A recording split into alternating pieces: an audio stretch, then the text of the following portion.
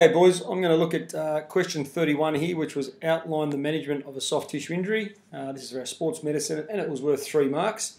So that's the first question we're going to be looking at. So outline the management of a soft tissue injury. We go to our syllabus, managing soft tissue injuries. So we know that we need to talk about RISA.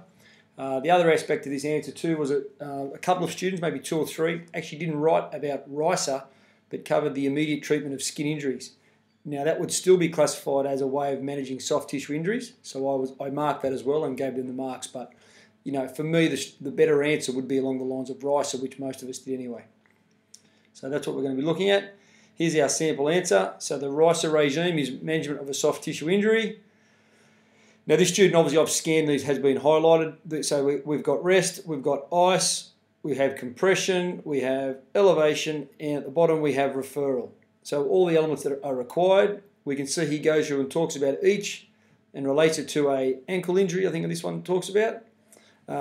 So therefore, you know, it says what the area is, gives our examples. This is our state it, explain it, and give our examples. Rest, what is it, and the example. Gets onto ice. Ice must be applied to the injured area for 20 minutes. It must be removed for 40 minutes every hour.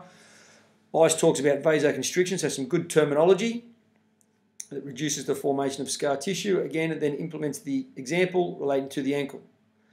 Compression, another aspect of the RISA regime, helps with vasoconstriction and reduction of the blood flow. Here's the example of compression garment around the ankle to reduce the flow of blood. Elevation, another aspect, injured area that removes blood away from the injury, laying down and placing a sprained ankle on top of a bucket, therefore supporting his ankle. And referral being following the initial treatment, an ankle should receive appropriate referral from a physio to assess the nature of the injury, determining the extent.